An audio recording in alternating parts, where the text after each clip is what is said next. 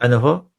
So yun nga, yung pagpunta nila dun sa Tacloban na ipinagpalit nila yung mga kababayan nila na imbes na tulungan po sa baha, eh, pumunta ng Tacloban. Eh, ano naman ho kaya mga bossing, gaano naman ho kaya sila kainit mga kababayan na tanggapin o gaano kainit yung pagtanggap sa kanila nung mga taga Tacloban, mga bossing? Ayan ang tanong natin kasi pinagpalit nila, eh, 'no? Etong mga pagtulong sa mga taga Davao ho, pinagpalit nila para lang makapunta diyan sa mautog nila, mga boss. Tignan natin, oh, eto nga ho, 'no? What happened? Pupunta sila sa Tacloban, eh, pumunta na nga ho, eh, eto na, mga kababayan, oh, ayan. Sinalubong sila, ayan, oh, parang may mga tarpaulin, mga kababayan, mga bossing. Siguro sabi ko yung napanood ko ito, aba, grabe may mga nagmamahal sa kanila. Yung mga sasakyan ho na yan, mga kababayan, sila ho yan. Sinalubong sila ng mga patarpaulin. Oh, pakinggan niyo ho, 'no, yung mga sinisigaw. Medyo mahina ho sa'kin, pero ang sinisigaw nila diyan, mga kababayan, "Ilang MR lang." Biruin mo, ayan, convoy nila yan, oh. Biro ba, mga kababayan? Anong ganap sa Tacloban?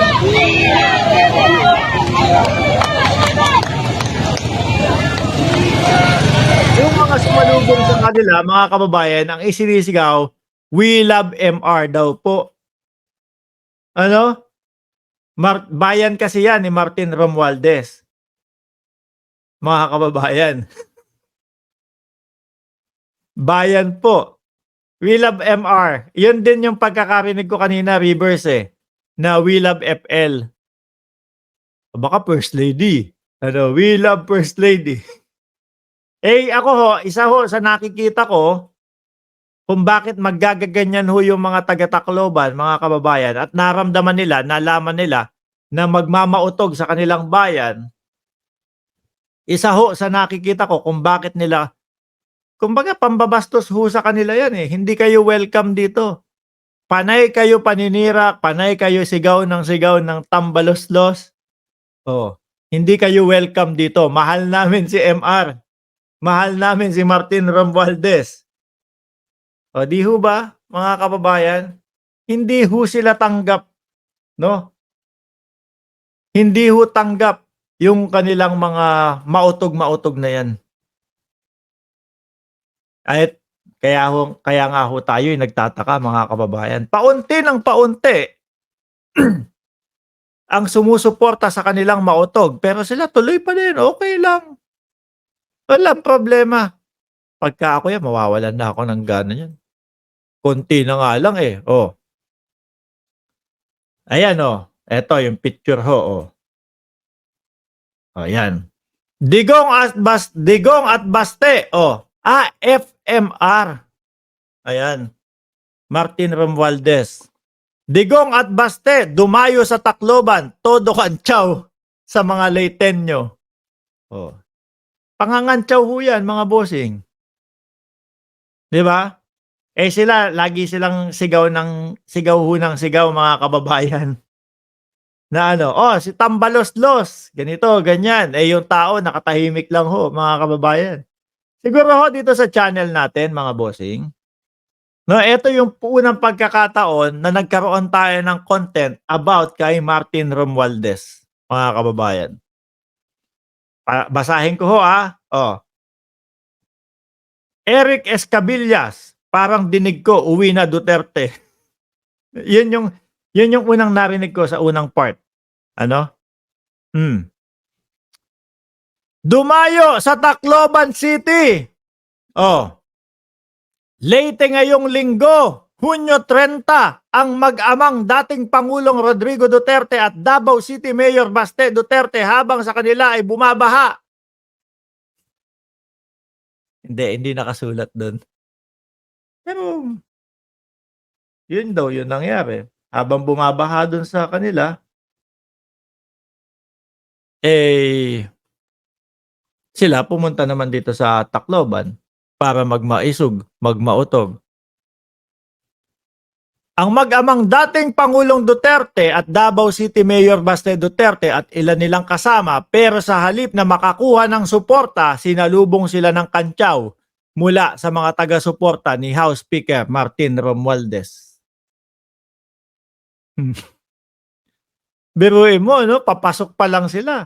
Hindi pa nakakapag-umpisa nung kanilang mautog doon sa Tacloban. Ganyan na ho ang sumalubong sa kanila, mga kababayan. Oh.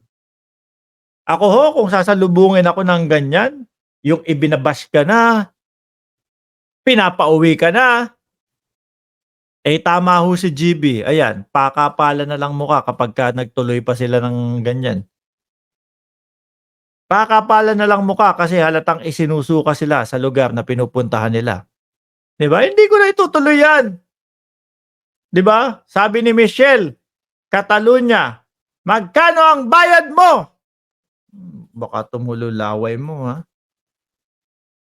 Pagka sinabi ko sa inyo kumikita ako ng 1,000,000 kada buwan, iyakan kayo. Ha? O sasabihin niyo ano, yung mga talagang nandito alam nila kung ano yung mga negosyo ko. Kayong mga dumadayo lang na nagsasabi, eh, ano sinasabi ninyo? Magkano bayad mo? Oh. Porke ba sumusuporta sa gobyerno? Porke ba sumusuporta kami sa administrasyong Marcos? Eh di ba dapat yun naman ang tama? Suportahan natin ang gobyerno para sabay-sabay tayong umangat. O di ba? Paano? Mag-iiyakan kayo pag sinabi ko kumikita ako 1,000,000 kada buwan. Iyakan muna kayo. Iyakan. Oh, wag ka na magkomento diyan, Jordan. Wag ka na maingay diyan. Ano? Baka hingan pa tayo. Nagbabayad ka ba ng tax sa Pilipinas? Eh, di, di nandito ho yung negosyo ko sa Cayman Islands kung saan walang tax. Di ho ba? Oh. Mukha pa lang, bayaran na.